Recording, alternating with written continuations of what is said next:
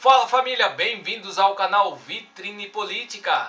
Eles não têm medo da mentira, eles têm medo de você descobrir a verdade. Aqui não existe narrativa pronta, não existe neutralidade conveniente, existe análise, confronto e exposição dos fatos que muitos preferem manter longe dos holofotes.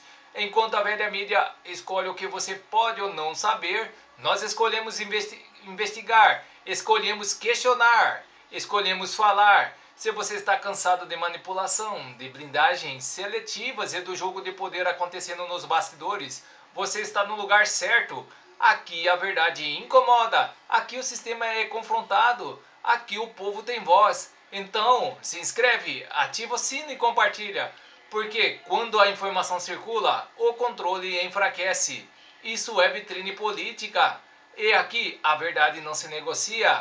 E essa notícia vem diretamente de Brasília com a revista Oeste. Dono do Master deve citar empresários e presidentes de partidos em delação premiada. Assistam esta matéria até o final para você entender melhor tudo sobre o que está ocorrendo. E vamos deixando os créditos na plataforma para a revista Oeste. E não se esqueça de deixar o seu comentário e de dizer de qual cidade você vê esta matéria, para que possamos saber até onde está chegando a nossa audiência. Sem mais enrolações, vamos à matéria. Né? Fica a dica aí. Bom, a gente tinha também falado isso lá no programa com o Pavinato. Sim. Que a vantagem, nesse caso, evidentemente, é que o André Mendonça é que vai cuidar disso. Ele vai cuidar à distância, porque isso deve ser feito pelo delegado federal. Tá? Ele que tem essa incumbência de fazer o acordo com a defesa do Vorcaro, mas não pode partir do delegado. Olha, faça uma delação. Tem que partir da defesa do Vorcaro. E aí, obviamente, vai partir da vontade do Vorcaro. Aí eu quero lembrar você, imagine-se você sendo Vorcaro. Você vivendo em residência, se é que a gente pode chamar assim, com 4 mil metros quadrados, por exemplo, em Trancoso. Ou então a outra que ele tinha em São Paulo, que ultrapassava os 4 mil metros quadrados. Você acha que você iria gostar de ficar uma semana numa cela com menos de 6 metros quadrados, sem televisão, com um colchonetezinho em cima de uma bancada de cimento frio? Muito provavelmente não. Ah, mas tem 6 refeições, ele pode ler um livro. Tá, mas as 6 refeições são 6 quentinhas, né? Ele vai ter que tomar um todinho e aquele pãozinho bisnaguinha, conhece? Pois é. Você acha que ele vai se ver feliz tendo que fazer, tendo que usufruir disso? Obviamente não. Então, a grande questão aqui é quanto tempo, não é se ele vai fazer a delação, mas quanto tempo ele vai aguentar, quanta resiliência ele tem para aguentar esse tipo de privação. Porque provação não é, né? Ele teria que ter um espírito muito mais elevado para passar por essa provação. Falando disso, como puxou a pauta, o início de custódia de Daniel Vorcaro, ex-dono do Banco Master, no Presídio Federal em Brasília, durante o último fim de semana foi marcado por isolamento rigoroso e rotina controlada.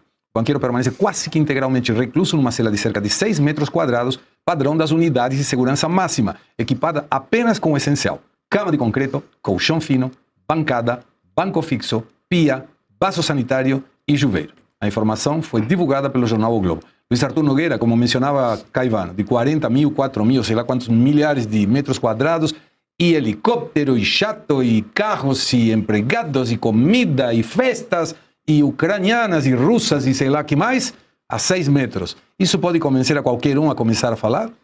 Saudades do Taiaiá, né?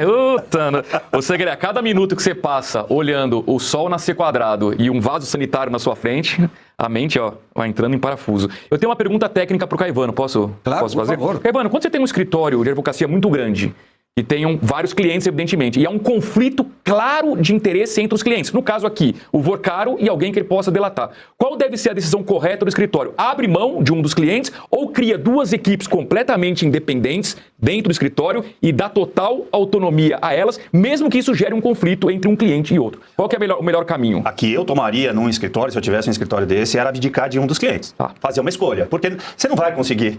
O dono é um só. Você vai criar 2 equipes dentro do mesmo escritório, por mais independente e autônoma que elas sejam, sempre vai haver um conflito de interesse do próprio dono. Então, teria que abdicar. Essa é a ética, né? Claro. Até porque, né, Segré, pelo valor que o Vorcaro paga, ele merece exclusividade, né? Cá entre nós, né? Claro, pagar bem, ele paga, né? Eu ia dormir na casa dele. No apartamento de 14 mil metros, né? Sempre tem um quartinho que tá sobrando. Isso. Mas aí tá falando, olha que interessante, Lília Eleano. Fala de Vorcaro a Bor Barato. Minutos de Vorcaro, Bor Barato. Muito legal. Professor Suano, você não tinha entendido a piada? Vorcaro, Bor Barato. Entendi. Muito boa, muito boa. Quem foi que falou isso? Muito bom. Helena. Lilia Helena. É. Professor. Segre, eu sempre tendo a observar, tentar observar o teatro de operações. É um hábito da minha formação. E sempre por essa razão, eu tendo a olhar o pior cenário para tentar, em cima disso, montar uma estratégia. O que me parece? Primeiro, a situação em que o Vorcaro foi colocado é uma situação extremamente angustiante. Ela, sim, faz com que o indivíduo possa refletir sobre a sua condição de vida, sobre a sua existência, mas tem um dado. Se nós lembrarmos quando começou a questão de questionamento sobre a delação premiada, porque a delação premiada ela tem que vir, ela não pode ser forçada pelo agente, porque senão isso pode ser configurado como tortura. Claro. Quem foi que trouxe isso? Gilmar Mendes. Ora, você lembra que o Gilmar Mendes fez uma crítica quando ele falou, é uma tortura, ele começou a chorar? Ele chegou a chorar, vendo os advogados, como os advogados sofrem, olha a situação dele, fez tudo isso. Assim, olha, eu não ficaria surpreso se no final digam o seguinte: constrangeram o Vorcaro para, sob tortura, ele vir delatar, para tentar de alguma forma anular a delação premiada. E aí eu não ficaria nem questionando se ele está sofrendo ou não. Eu não descartaria a hipótese dele estar entrando de uma grande formulação de um planejamento estratégico, para tentar de alguma maneira, porque todos que estão ali, de alguma forma, vão ser atingidos. Eu falo no judiciário, no legislativo, no executivo, meio empresarial, indivíduos na sociedade, a família dele, ou seja, há muita gente.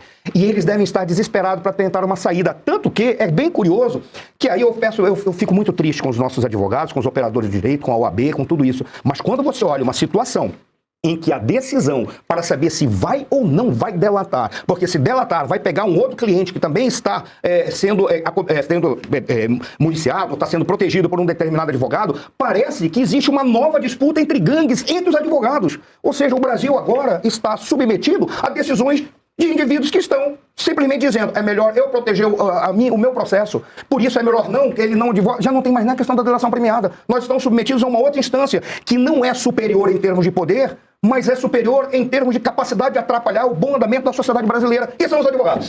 Isso é assustador, cara.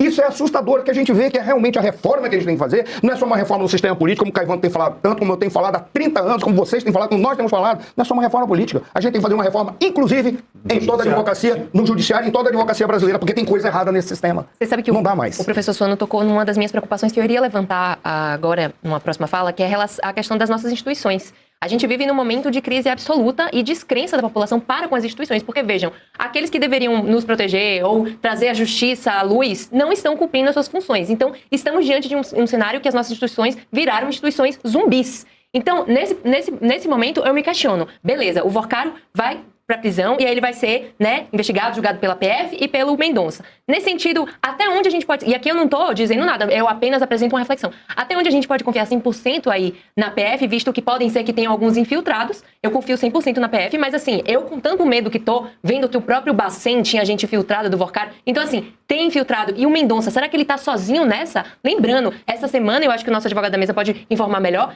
vai haver um julgamento na segunda turma do STF para manutenção ou não da prisão do Vorcaro. Sim. Então a gente se questiona até onde a gente vai poder confiar nessas instituições para que o processo ande até o final e o Vorcaro consiga, de fato, fazer essa delação premiada, visto que tem muita gente de peso que vai ser implicada sim. E isso pode ruir muito as nossas instituições e a nossa República Federativa. E vamos para mais notícias no site Poder 360. Mulher de Moraes recebeu 80 milhões do Master por 22 meses de trabalho. O contrato era para 36 meses, mas Viviane Barsi de Moraes disse que prestou serviços de fevereiro de 24 a novembro de 25, quando o agora ex-banqueiro foi preso na primeira fase com Compliance Zero. A advogada Viviane Barsi de Moraes, sócia do escritório Barsi de Moraes e mulher do ministro Alexandre de Moraes do STF, recebeu 80 milhões do Banco Master por 22 meses de serviços prestados à instituição, liquidada pelo Banco Master em novembro de 25. O cálculo foi feito a partir de detalhes do contrato entre Viviane e o Banco Master que circulam desde dezembro de 25. Os honorários da advogada eram de 3 milhões por mês. Em nota divulgada nesta segunda-feira, ela declarou que seu escritório prestou serviços ao banco em fevereiro de 24 a novembro de 25, quando o Vorcaro foi preso pela primeira vez na Operação Compliance Zero. São 22 meses de trabalho.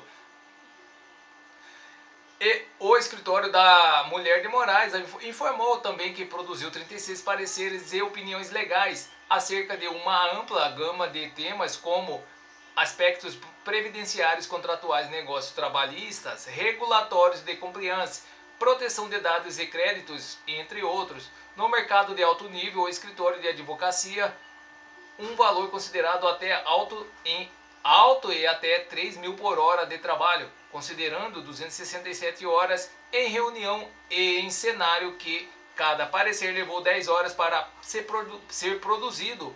O total de horas dos serviços prestados pelo escritório Barsi de Moraes é de 627 horas.